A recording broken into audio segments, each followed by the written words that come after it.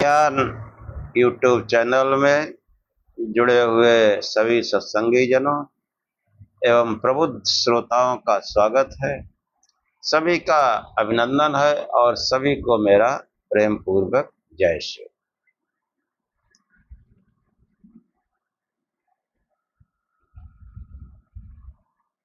वैशेषिक दर्शन के प्रारंभ में जो द्रव्य आदि पदार्थों की परीक्षा की गई और अब उसके बाद जो 9 पदार्थ बताए गए, तो द्वितीय अध्याय में द्रव्य आदि पदार्थों की परीक्षा और तृतीय अध्याय के प्रारंभ में आत्मा की परीक्षा के लिए उसके विशेष गुण ज्ञान का कथन किया गया। अब इस क्रम में जो है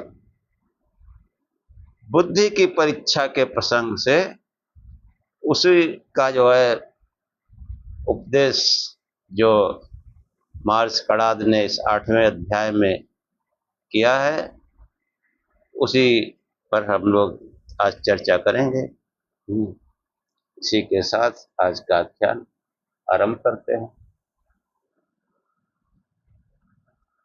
ओम असतो मा सद्गमय तमसो मा ज्योतिर्गमय मृत्योर्मामृतं गमय। हे परम गुरु परमात्मा, हमें असत्य से सत्य की ओर ले चलो, अंधकार से प्रकाश की ओर ले चलो तथा मृत्यु से अमरता की ओर ले चलो। ये जो बुद्धि की परीक्षा के विषय में महर्ष कणाद कहते हैं कि द्रव्येषु ज्ञानम व्याख्यातम, द्रव्यों में ज्ञान कह दिया गया है। द्रव्य पद उस प्रसंग का संकेत करता है जिसमें द्रव्यों की परीक्षा की गई।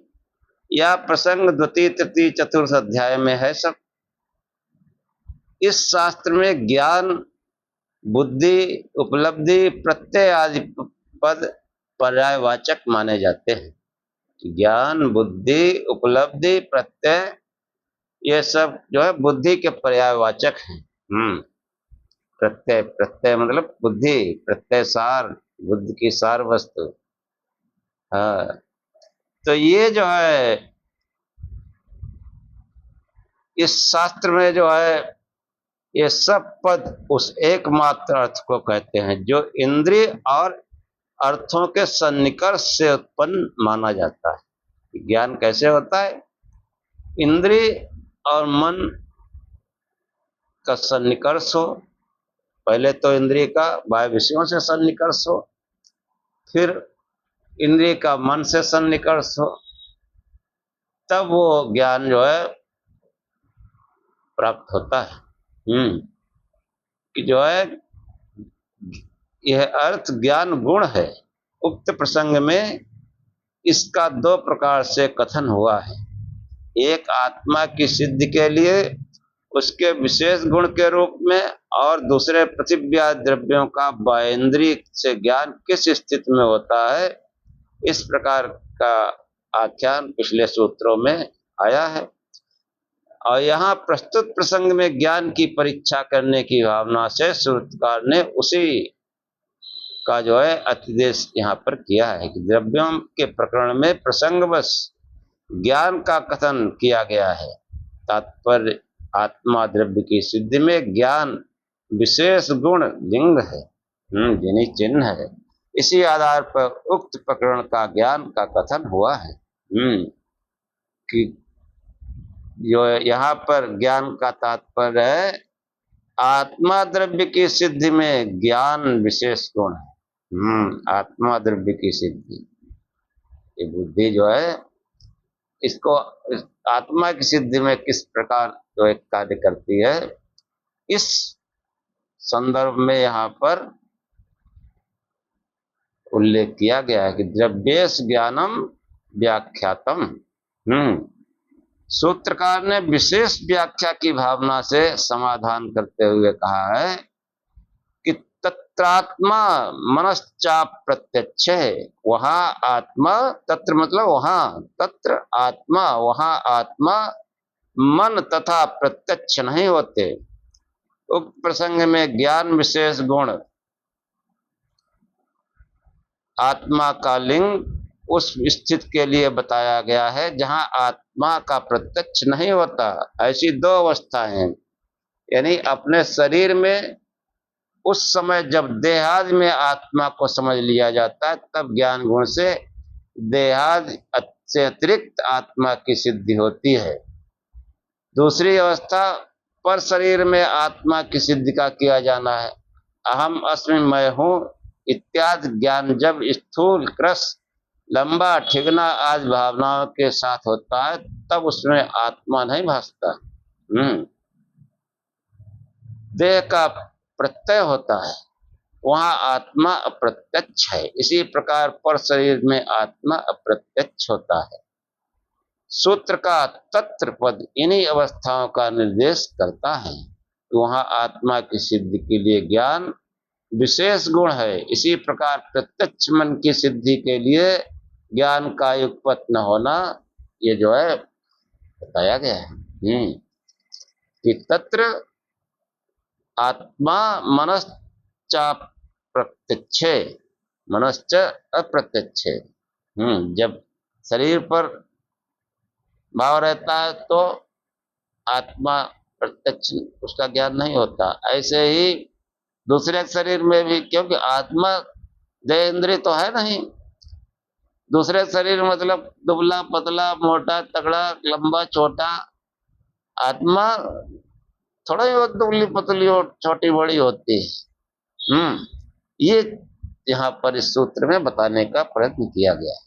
तो ज्ञान का कारण क्या है अथवा ज्ञान कैसे उत्पन्न हो जाता है, इस जिज्ञासा के समाधान के लिए सूत्रकार बताते हैं कि ज्ञान निर्देशे ज्ञान निष्पत्ति विधि रुक्ता।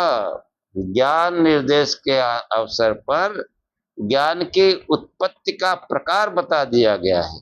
यहाँ ज्ञान का निर्देश किया गया है, वहां ज्ञान की उत्पत्ति का प्रकार कह दिया गया है, बताया गया है। कि वो जो पिछले उसमें अध्याय में जो सूत्र आए हैं कि आत्मेन्द्रियार्थ सन्निकर्ष है, निष्पत्ति तदन्यत। आत्मा, इंद्रिय और अर्थ के सन्निकर्ष जो उत्पन्न होता है वह अनुमित ज्ञान से भिन्न प्रत्यक्ष ज्ञान है। सूत्र में इंद्रिय पद से बाह्य अंतर उभय इंद्रियों का ग्रहण हो जाता है। बाह्य इंद्रिय चक्षु आदि 5 तथा आंतर इंद्रिय एक मन है। बाह्य इंद्रिय का अर्थ के साथ सन्निकर्ष होता है, मन का बाह्य इंद्रिय के साथ, और आत्मा का मन के साथ सन्निकर्ष होकर आत्मा को उस अर्थ का विषय का ज्ञान हो जाता है। प्रत्यक्ष ज्ञान की उत्पत्ति का ये प्रकार वहां पर पहले बताया जा चुका है। विस्तार के लिए उसी सूत्र की व्याख्या जो है इसलिए उसको समायोजित करते हुए तो आगे ज्ञान होगा। सूत्रकार उसी प्रकार को विस्तार के साथ उत्पादित करता है। मार्क्सकड़ात कहते हैं कि गुण कर्म सन्निकृष्टेषु ज्ञान निष्पत्ति द्रव्यम कारणम, कि गुण और कर्म से सन्निकृष्ट संबंध हुए में ज्ञान उत्पन्न होने से द्रव्य कारण है। गुण कर्मों का ज्ञान होने में कारण क्या है? द्रव्य। चक्षुआदि इंद्रियां द्रव्य हैं, इनका ग्राह्य गुण कर्मों के साथ सीधा संबंध नहीं होता। गुण और कर्मों का सीधा संबंध समवाय उन्हीं द्रव्यों के साथ है जहां वे रहते हैं। इसलिए इंद्रिय का ग्राह्य गुणादि से सीधा सन्निकर्ष संभव नहीं है। जब घड़ा घोड़ा आदि द्रव्य ग्राह्य होता है तब चक्षु इंद्रिय द्रव्य का उससे सीधा संबंध संयोग होता है। अब कहा जाता है कि लाल घड़ा हिल रहा है अथवा श्वेत घोड़ा दौड़ रहा है, उस समय घड़े के अतिरिक्त रूप व कंपन क्रिया तथा घोड़े में श्वेत रूप व गति क्रिया के साथ इंद्रिय का सन्निकर्ष घड़ा व घोड़ा द्रव्य के द्वारा होता है। घड़ा व घोड़ा के साथ इंद्रिय का सीधा सन्निकर्ष संयोग है। उन द्रव्यों में रूप गुण व गति क्रिया का समवाय सन्निकर्ष है।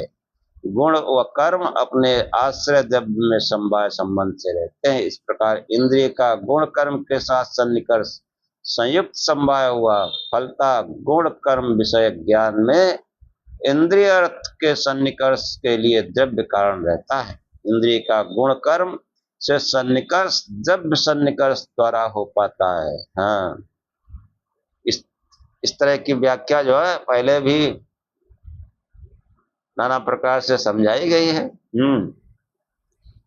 और उसी को फिर से जो है प्रसंगवश बताते हुए महर्षि कणाद ने उल्लेख किया है कि सामान्य विषय प्रत्यक्ष के लिए द्रव्य घटित सन्निकर्ष अपेक्षित होता है। सामान्य विशेषों में कि सामान्य विशेषेषु सामान्य विशेषाभावात् तत् एव ज्ञानम। सामान्य विशेष के अभाव से यानी सामान्य विशेषों में सामान्य विशेष के अभाव से उनसे घटित यानी द्रव्य घटित सन्निकर्ष अथवा सामान्य विशेष रूप से ही ज्ञान हो जाता है। प्रत्येक विशिष्ट ज्ञान में विशेष विशेषण और उसके संबंध का ग्रहण होता है। अयम घटः, इस ज्ञान में घट विशेष और उसमें विशेषण घटत्व है और उनके संबंध समवाय का ग्रहण होता है। जिज्ञासा है कि घट का ग्रहण चक्ष संयोग सन्निकर्ष से होगा, पर घटत्व का ग्रहण के लिए सन्निकर्ष संयुक्त समवाय रहेगा। चक्ष संयुक्त घट में घटत्व का समवाय है। क्या घटत्व के ज्ञान में भी विशेषण का ज्ञान अपेक्षित है? सूत्रकार ने बताया ऐसा नहीं है। सामान्य विशेष में सामान्य विशेष का अभाव रहता है। सूत्र में सामान्य विशेष पद सामान्य और विशेष तथा सामान्य विशेष धर्मों का बोधक है। सामान्य पद से सत्ता जाति का ग्रहण होता है। सत्ता में अन्य सत्ता जाति नहीं रहती। विशेष पद परमाणु वृत्तिक अन्य व्यावर्तक धर्म का निर्देश करता है। उक्त विशेष में अन्य विशेष नामक कोई पदार्थ नहीं रहता। ये जो है विशिष्ट ज्ञान में जो है कि सत्ता जात के अवान्तर जात द्रव्यत्व गुणत्व कर्मत्व है। ये सामान्य विशेष कहे जाते हैं। द्रव्यत्व की अवान्तर जात पृथ्वी जड़त्व आदि है। द्रव्यत्व सामान्य की अपेक्षा पृथ्वीत्व आदि सामान्य विशेष है। पृथ्वीत्व सामान्य की अपेक्षा घटत्व पटत्व आदि सामान्य विशेष है। इसी प्रकार गुणत्व की अवान्तर जात रूपत्व सत्व आदि। ऐसे ही कर्मत्व के अवान्तर जात उत्क्षेपण आदि कर्मत्व सामान्य की अपेक्षा सामान्य विशेष है। तो इसलिए सामान्य एवं विशेष तथा सामान्य विशेष का ज्ञान विशेषण युक्त नहीं होता, वह केवल स्वरूप से ग्रहण, स्वरूप से। द्रव्य गुण कर्म विषय विशिष्ट ज्ञान के संबंध में महर्षि कणाद कहते हैं कि सामान्य विशेषापेक्षा द्रव्य गुण कर्मसु, कि सामान्य विशेष की अपेक्षा करता है द्रव्य गुण कर्म विषय ज्ञान। प्रत्येक बाइंद्रिय ज्ञान गुण द्रव्य कर्म विषय विशिष्ट ज्ञान से सामान्य विशेष धर्म का ज्ञान आवश्यक रूप से अपेक्षित रहता है। जैसे दंडी पुरुष प्रतीत में दंड पुरुष का ज्ञान दंड विशेषण ज्ञान के बिना संभव नहीं है। ऐसे ही यह द्रव्य है, यह गुण है, यह कर्म है इत्यादि ज्ञान द्रव्यत्व गुणत्व कर्मत्व के ज्ञान के बिना संभव नहीं है। हाँ, विशेषण के बिना, क्योंकि अब विशिष्ट ज्ञान संभव नहीं है। अतः द्रव्य गुण कर्म विषय विशिष्ट ज्ञान के विशेषण रूप सामान्य विशेष धर्म का ज्ञान अपेक्षित रहता है। कि द्रव्य में जो विशेषताएं हैं तो विशेषण द्वारा प्रकट होती हैं। उन विशेषताओं के बगैर वो द्रव्य का ज्ञान, विशिष्ट ज्ञान संभव नहीं। सामान्य, हाँ, जैसे घड़ा है, सामान्य घड़ा है। अब घड़ा वो कच्चा घड़ा है, पक्का घड़ा है, लाल है, या उसको पेंट करके कैसा है, ये सब उसके विशेष गुण हैं। द्रव्य विषय ज्ञान के संबंध में सूत्रकार कहते हैं कि द्रव्य द्रव्य गुणम गुण कर्मापेक्षम, द्रव्य विषय ज्ञान द्रव्य गुण कर्म की अपेक्षा सहयोग से उत्पन्न होता है।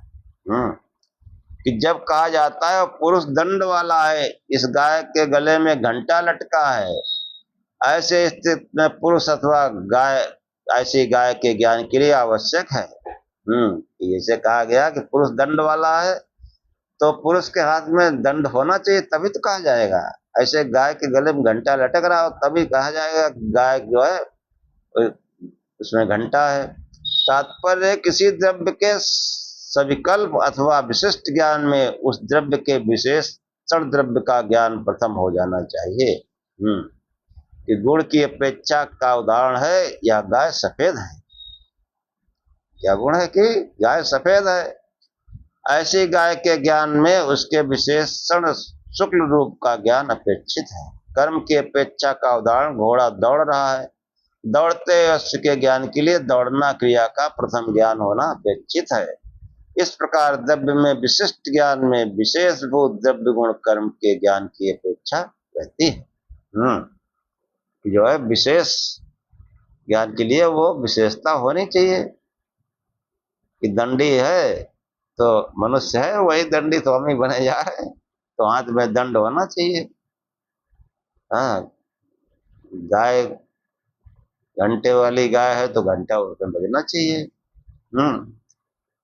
घोड़ा दौड़ रहा है तो घोड़ा खाली खड़ा है तो कैसे होगा? उसमें विशेषता ये है कि वो घोड़ा दौड़ रहा हो, दौड़ता हुआ दिखाई दे। हाँ, ये जो है द्रव्य गुण कर्म में ज्ञान की अपेक्षा रहती है, विशेष विशेषण विशेष। गुण कर्म विषय ज्ञान के विषय में सूत्रकार ने बताया कि गुण कर्माभावाद गुण कर्मापेक्षम च न विद्यते। गुण और कर्म में, गुण और कर्म के न रहने से गुण कर्म विषय ज्ञान गुण कर्म की अपेक्षा करके नहीं होता। कि गुण में गुण तथा कर्म में कर्म एवं कर्म में गुण तथा कर्म में कभी नहीं रहते। इसलिए गुण विषय ज्ञान में गुण एवं कर्म तथा कर्म विषय ज्ञान में गुण एवं कर्म विशेषण रूप से कभी नहीं भासते। फलता गुण विषय ज्ञान एवं कर्म विषय ज्ञान में गुण कर्म अपेक्षित नहीं होते। संभव नहीं कि गुण कर्म के विशेषण बने। कि गुण गाय है, अब वो खाली गाय जो है कर्म का विशेषण कैसे बनेगी? हाँ, कर्म पर कुछ गाय जैसे कुछ कर रही हो, घोड़ा जैसे है, अब घोड़ा दौड़ रहा है तो ये जो है गुण कर्म विशेष बनेगा, नहीं है तो नहीं। हाँ, गुण और कर्म में गुण और कर्मों के न होने पर भी यह एक नियत व्यवस्था है। ये प्रत्येक विशिष्ट ज्ञान में विशेषण ज्ञान कारण होता है। इसी तथ्य को सूत्रकार ने बताया कि समवायिनम स्वैत्यात् स्वैत्य बुद्धेश्च स्वैत्य बुद्धिस्ते एते कार्य कारणम भूते। कि समवाय संबंध से रहने वाले किसी द्रव्य में स्वैत गुण से, स्वैत गुण ज्ञान से तथा स्वैत गुण युक्त द्रव्य में विशिष्ट बुद्धि विशिष्ट ज्ञान होता है, वे ये दोनों परस्पर कार्य कारण भाव से युक्त होते हैं। ये सब चीजें इसलिए बताई गई हैं कि जब हम आत्म और अनात्म का विश्लेषण करेंगे तब ये चीजें जो है, तब वहां पर ये सब चीजें प्रयोग की जाती हैं। किस उसी को यहाँ पर समझाने का प्रयत्न किया गया कि ये जो है हमारे ज्ञान को प्रकट करता है कि वो चेतन तत्व जो है वो इंद्रिय देह आदि नहीं है, या इंद्रिय देह आदि वाला जो है वो परमात्मा नहीं हो सकता। ये सब तथ्य इस ब्रह्म सत्य और जगत मिथ्या को सिद्ध करने में सहायक होते हैं। इसीलिए इनकी इन मतलब जो है इस ज्ञान की अपेक्षा है शास्त्र में जो है, भले ही आपको ये थोड़ा नीरस लग रहा हो लेकिन ये ज्ञान जो है वो आपको सत्य की जानकारी में, हाँ, संसार की अभ्युदय के लिए और निःश्रेयस के लिए सहायक होगा। जो वस्तु चेतन है वो चेतन है, जो जड़ है जो जड़ है, जो जगत है वो जगत है, और जो ब्रह्म है वो ब्रह्म है। उसके सब अलग अलग गुण कर्म स्वभाव सब बताए गए हैं। हाँ, तो वही बताते हुए कहते हैं कि श्वेत पट श्वेत संख श्वेत वस्त्र एवं श्वेत संख ये ज्ञान विशिष्ट ज्ञान है। यहाँ घट आदि द्रव्य विशेष और श्वेत गुण विशेषण है। इस विशिष्ट ज्ञान के लिए आवश्यक है कि पट आदि द्रव्य में श्वेत गुण का समवाय हो तथा श्वेत गुण विशेषण का पहले से ज्ञान हो। इसके अनंतर विशिष्ट ज्ञान हो सकता है। इस प्रकार विशिष्ट बुद्धि कार्य और विशेषण ज्ञान उसका कारण होता है। फलता विशिष्ट ज्ञान और विशेषण ज्ञान का परस्पर कार्य कारण भाव निश्चित है। हाँ, शिष्य जिज्ञासा करता है कि विशेषण के अनंतर होने से यदि विशिष्ट ज्ञान उसका कार्य है तो घट ज्ञान के अनंतर पट ज्ञान होने पर पट ज्ञान घट ज्ञान का कार्य मानना चाहिए। ऐसा ऐसा कहाँ होता है? ऐसा नहीं होता है। अब वो ये ज्ञान की एक परंपरा है, जो शास्त्रों में वर्णन है वो आचार्य और शिष्य के माध्यम से दिखाया गया। भले ही शिष्य न हो, उन्होंने अपने विचार को ही प्रश्न के माध्यम से करते हुए स्पष्ट किया हो, लेकिन और ये सब उनके शिष्य हुए करते थे महर्षियों के। लेकिन इस तरीके से जो सटीक क्रमबद्ध जो शास्त्रों का वर्णन है उसमें ऐसा लगता है कि जो है ये आचार्य शिष्य परंपरा का यहाँ पालन किया गया है। वास्तव में वो शिष्य सामने बैठे हों, ऐसा किया हो और जैसे प्रश्न होते हैं ऐसे किया हो, ये कोई जरूरी नहीं है। ये ज्ञान को जो है ज्ञान का उल्लेख करने की पद्धति रही। हाँ, जब मनन चिंतन कोई करता है किसी विषय पर तो अपने अंदर ही प्रश्न उठा करते हैं, अपने अंदर ही समाधान हुआ करते हैं, अपने अंदर ही जो है तर्क उठते हैं कि ये बातें हो सकती हैं, और फिर उनका समाधान कैसे होगा तो वो भी समाधान अंदर से निकलता है। हाँ, अगर जब तक समुचित समाधान नहीं होगा प्रश्न चलता रहेगा।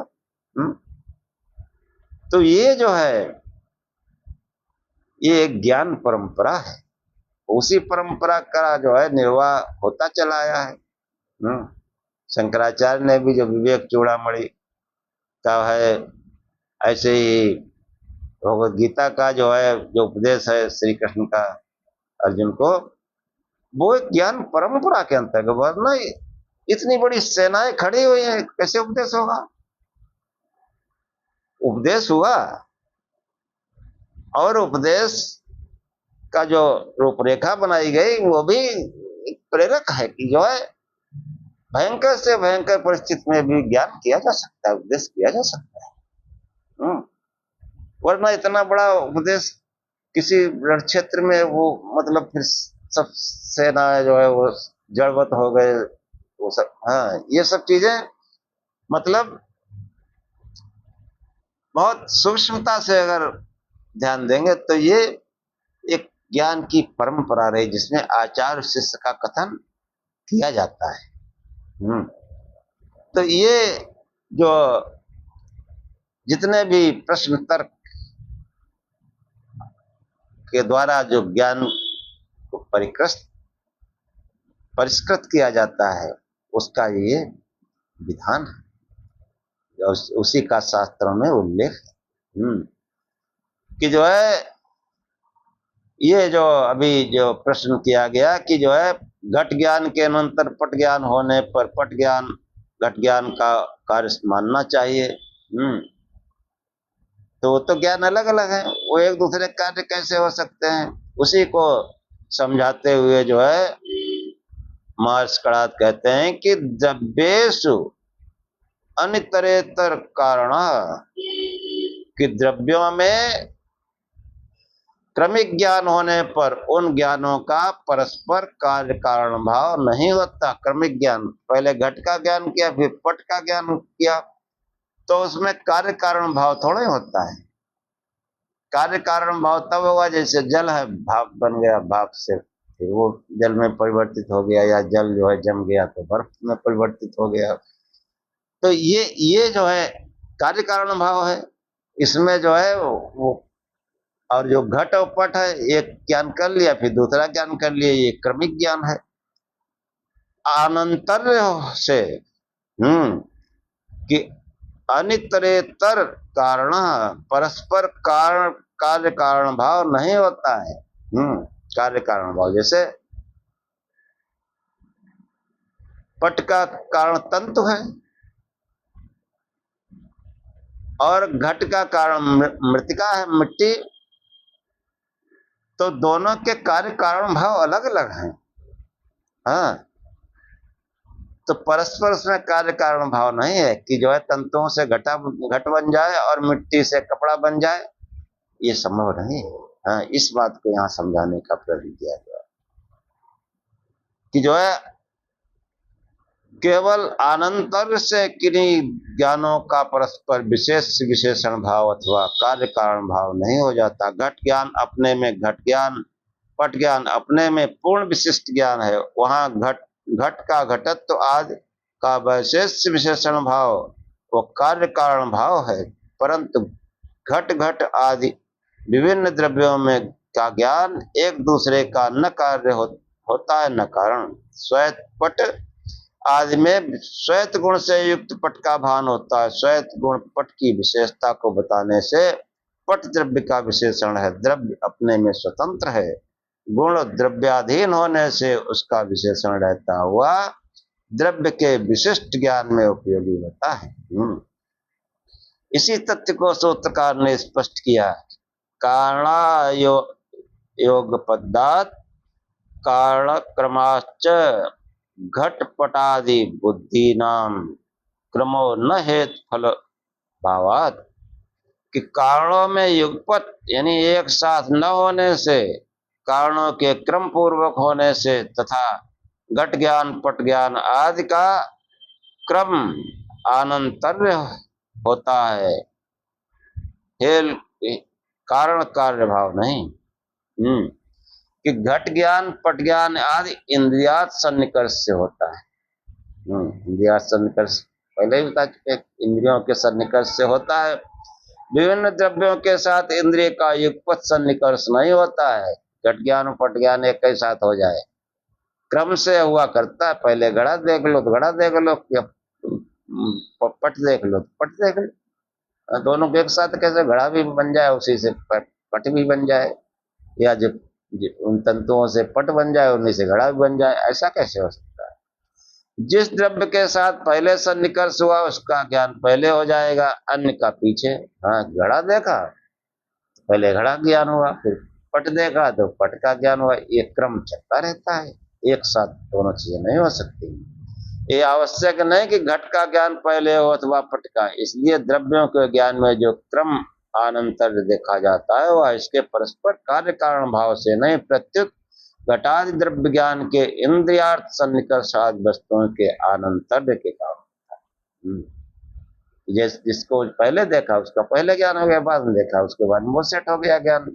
ऐसे क्रम चलता रहता है, क्योंकि विशेषण ज्ञान विशिष्ट ज्ञान में कारण होता है। यदि कहीं एक द्रव्य अन्य द्रव्य को विशेषित करता है तो वहां उन द्रव्यों का विशेष विशेषण भाव संभव है।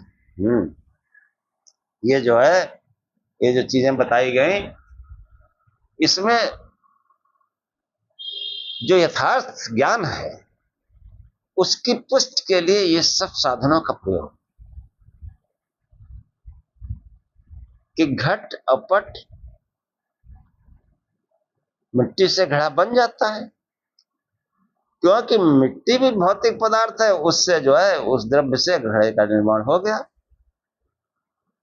अब जो अभौतिक पदार्थ है उसको भौतिक पदार्थ से कैसे बनेगा? जो जैसे मिट्टी है, मिट्टी परिवर्तित होती है, घड़ा बन जाता है। तंत्र परिवर्तित होता है, पट बन जाता है। लेकिन जो नित्य तत्व है, जैसे आकाश बताया गया, आत्मा बताया गया, इनमें कोई परिवर्तन नहीं होता। ये बात यहां पर समझने कि जो है ब्रह्म सत्य, जगत मिथ्या का मतलब है कि जो जो भी परिवर्तनशील है, गतिशील है, जन्म मृत्यु है, जवानी बचपन बुढ़ापा है, वो कोई प्राणधारी ही है। कोई सांसारिक मनुष्य जीव कुछ भी हो सकता है, वो ईश्वर नहीं हो सकता। ये बात को यहां समझाने की प्रयत्न किया कि बुद्धि तत्व बताया कि बुद्धि तत्व ही जो है हमको ज्ञान कराता है। बिना बुद्धि लगाए कोई ज्ञान नहीं होगा। आध्यात्मिक ज्ञान में हम बुद्धि का प्रयोग ही नहीं करते, कैसे आध्यात्मिक ज्ञान हो जाएगा? जो कुछ बता दिया गया करने लगते हैं। किसी जो है मनुष्य की, किसी जीवधारी की प्रतिमा लगा लिए, ये ईश्वर कैसे हो सकता है? ये सब बातें जो है समझाने का प्रयत्न किया गया है कि जो जगत है वह जगत है, जो चेतन है वो चेतन है, और बुद्धि बुद्धि जो है वो वो इस संसार का समझो प्रथम कार्य है, प्रथम कार्य। बुद्धि जो है प्रथम कार्य है, प्रथम रचना है। इसी को इस शरीर में बुद्धि तत्व से कहा जाता है, और ब्रह्मांड में जो है वो महत महत तत्व कहा गया, महत। और इसके पूर्व में वो जो त्रिविध ब्रह्म जो कहा गया, त्रिविध ब्रह्म में मूल प्रकृति कहो, प्रकृति मतलब सत्रह स्तंभ की साम्य अवस्था, और चेतन तत्व, जीवात्मा और परमात्मा यानी ईश्वर। ये तीनों जो है ये त्रिविध ब्रह्म कहे जाते हैं। ब्रह्म ज्ञान के लिए ये जो जीवात्मा है अपने मूल स्वरूप के लिए जो है वो प्रकृति में प्रवेश करती है, प्रकृति में। प्रकृति क्योंकि बुद्धि ही जो है उसी संसार बनता है, जगत बनता है, और ये बुद्धि जब उल्टी तरफ चलती है तो मूल प्रकृति में प्रवेश कर जाती है। मूल प्रकृति में प्रवेश कर जाना, वो वहां से समाधि का प्रारंभ हो जाता है। कि जो योगस् चित्तवृत्ति निरोधा जो समझाया गया, तो चित्तवृत्तियां जब तक बाह्य जगत में काम कर रही हैं, हाँ, चित्त मतलब बुद्धि। बार बार मैं बता चुका हूं कि योग दर्शन में जो जिसको चित्त कहा गया, सांख्य में उसी को बुद्धि कहा गया। कि बुद्धि में जब इस संसार का खेल चल रहा है तो फिर संसार का ज्ञान होगा, संसार में आप उन्नति कर सकते हैं। और संसार में जो है कितने भी उन्नति कर जाए, दुखों से छुटकारा नहीं होगा। और हमारे पास कोई सांसारिक संसाधन न हो तब भी दुख बना रहेगा। इसलिए सांसारिक संसाधनों का होना आवश्यक है, अभ्युदय उसी से होगा। और केवल सांसारिक संसाधनों से हम दुखों से छुट्टी पा जाए, मुक्ति पा जाए, नहीं होगा। इसलिए अध्यात्म का ज्ञान होना आवश्यक है। तो सीधी सी बात है कि जब ये बुद्धि, जो कि बुद्धि तत्व का इसमें जो है विवेचन हुआ है इस अध्याय में, तो बुद्धि जब सांसारिक पदार्थों से संलग्न होती है तो सांसारिक वस्तुओं का ज्ञान होता है, अभ्युदय होता है संसार। और जब बुद्धि जो है इस सांसारिक ज्ञान से समेट कर अंतर में झांकने लगती है, जब जो है ये मतलब अंदर की ओर बुद्धि चलने लगती है। अंतर्मुखी हो जाता है मनुष्य। जब अंतर्मुखी होता है तब उस प्रकाश स्वरूप को ढूंढता है, तब ये निःश्रेयस की ओर से। क्योंकि ये जो है निःश्रेयस और अभ्युदय दोनों एक साथ चलते हैं, यह जरूरी है। और इसमें जो है जो अभ्युदय जिसको हम बहुत ही जिसके लिए लालायित हैं कि संसार में हमारा जलवा हो, ठाट बाट हो, तो उसके लिए भी हमको उस आत्म तत्व की खोज में लगना चाहिए। क्योंकि उस आत्म तत्व में ही जाने पर ही तो बुद्धि ठीक काम करेगी। कि धियो यो न प्रचोदयात् कब होगा? हाँ, तत्सवितुर्वरेण्यं भर्गो देवस्य धीमहि धियो यो न प्रचोदयात्। वह परमात्मा जिसने संसार की रचना की, वह वर्णीय है, वो उपासना की योग्य है। और जो बने बनाए संसार में वो कैसे वो उपासना योग्य नहीं? इसका मतलब उनकी उपासना करते हैं तो फिर हम वेद विरुद्ध कार्य करते हैं, गायत्री के विरोध में जाते हैं इस मंत्र के। कि तत्सवितुर्वरेण्यम, वो परमात्मा, वो सविता देव। भौतिक दृष्टि से सूर्य जो है इसी से संसार बना है, लेकिन वास्तविक सविता देव जो है जिसने सूरज को भी बनाया, जिसने सूरज चांद बनाया, जिसने तारों को चमकाया, जिसने चिड़ियों को चहकाया, जिसने फूलों को महकाया, जिसने सारा जगत बनाया, हम उस ईश्वर के गुण गाएं, उसे प्रेम से सींच। हमारे अलमारी में जितने फोटो हैं ये हम जो है विचार करें, बुद्धि लगाएं, क्योंकि इसमें बुद्धि बोल दिया गया है कि जो बने बनाए संसार में आए, कि उनकी पीढ़ियां पहले से चली आ रही थी, वो जो है संसार को बनाने वाले कैसे? जिसकी पीढ़ी ना हो, जिसके माँ बाप ना हो, वो हो सकता है, वो संसार का रचयिता हो सकता है। वही उपासनीय है, उसी की उपासना से निःश्रेयस की प्राप्ति होगी और उसी की उपासना से अभ्युदय होगा।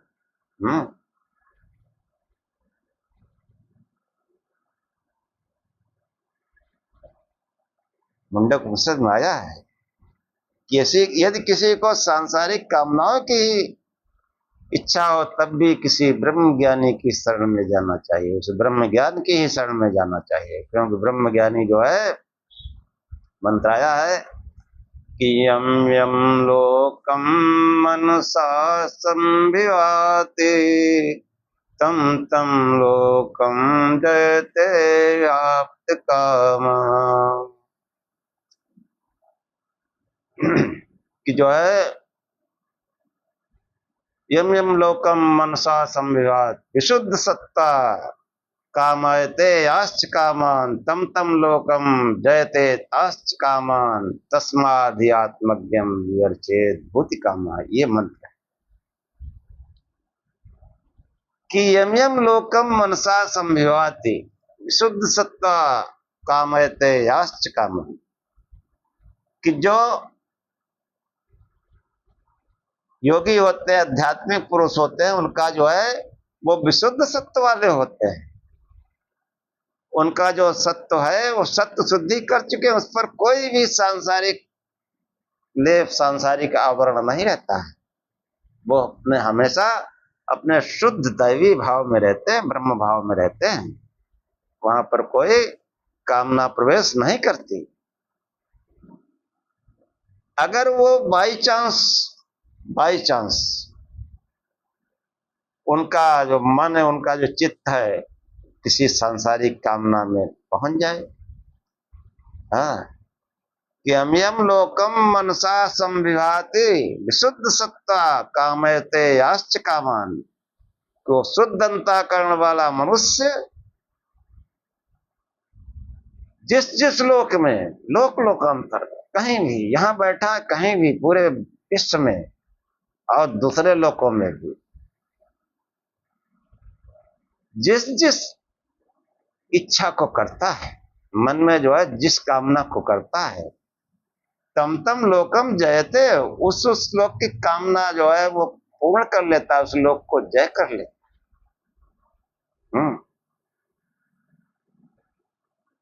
इसलिए जो है यदि किसी को सांसारिक वैभव की तलाश हो तब भी किसी आत्मज्ञानी के शरण में जाना चाहिए। हाँ, कि तस्माद् ही आत्मज्ञम ही अर्चयेत, किसी आत्मज्ञानी की अर्चना करनी चाहिए, इच्छा करनी चाहिए। उसी के द्वारा जो है सब लोक और परलोक सबकी सिद्धि होगी। इसलिए आत्मा का चिंतन करो, आत्मा की ओर जाओ, अपने को शुद्ध करो, फिर सब कुछ अच्छा होगा। सब कुछ मतलब जो है अभ्युदय भी होगा और निःश्रेयस भी। कि जो है मंत्र कहता है कि बहुत से लोग आत्मज्ञानियों के शरण जाते हैं, उनके कष्ट हट जाते हैं, उनके काम बन जाते हैं उनके आशीर्वाद से। लेकिन वो आशीर्वाद ऐसे होता नहीं जैसे उसके लिए वही है, वो कहेगा भाई जाओ, भगवान की दया सब होगा, जाओ शिव शिव जपो जाके, प्रकाश स्वरूप से ध्यान करो जाके, भगवान भोलेनाथ की शरण जाओ। और कोई उपाय नहीं। हाँ, हमारे आचार्य यही कहते। और जो गंडा ताबीज बना देते हैं, आशीर्वाद बांट रहे, उलीच रहे, ये कुछ नहीं, ये सब पाखंडी वट है। दुकानें चला रहे हैं, दुकान ना व्यवसायीकरण कर दिया है। और व्यवसायीकरण में तो वह जिससे पैसा लेना है उसके मन की करना पड़ेगा, जो जान जाते हैं क्या सुनना चाहता है कोई सुनाते हैं। हाँ देख, पहले घुसते यहाँ तुम अरे बहुत बड़े धर्मात्मा हो भाई, धन्य हो। अवोड़ा सेवा उधर भाव, कठोर प्रवचन नहीं होगा, चाहे वो कुछ कर रहा हो। कठोर प्रवचन करोगे तो जो दक्षिणा देना के लिए आया है वो भी नहीं देगा। तारीफ कर दोगे तो 2100 की जगह 5100 दे देगा। और उसकी अगर बुराइयां तुमने बताना शुरू कर दिया तो वो जो है चला जाएगा, 1 रुपया नहीं देगा। तो इनको तो रुपया चाहिए। और जो महात्मा है वो नहीं। हमारे यहाँ हरदोई का एक किस्सा है, थोड़ा सा बताते हैं। वहाँ एक सरवण देवी स्थान है, तो वहाँ एक गीता प्रेस के वो आते थे महात्मा सुखराम दास, उनका बहुत वर्षों तक हर साल प्रोग्राम होता था। और उनके प्रोग्राम में काफी भीड़ होती थी, नेता लोग ऐसी जगह ढूंढते हैं। तो एक बहुत प्रसिद्ध नेता, में नाम नहीं लेना चाहूंगा, पहुंचे वहां और बहुत लोगों ने उनकी तारीफ की कि बाल ब्रह्मचारी हैं, ये है वो है, सब सुन लिए वो। फिर उन्होंने कहा क्या मीट वीट खाते हो? नेताजी ने कहा हाँ महाराज, कभी कभी खा लेते। बस फटकारना शुरू कर दिया, भाग जाओ यहाँ से, क्या करने आया है? तो ब्रह्मचारी है, दुराचारी, अनाचारी है। मुंह पर कह दिया, बताओ कौन दक्षिणा देगा? लेकिन आज के जितने महात्मा है वो सब यही कर रहे हैं। अगला क्या सुनना चाहता है वही करेंगे, इससे ज्ञान होता है।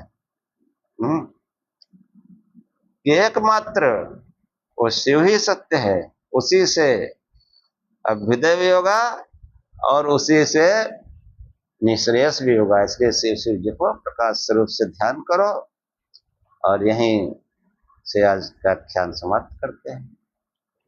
ओम सहनाववत् सहनौ भुनक् सह वीर्यं करवावहे तेजस्विनावधीतमस्तु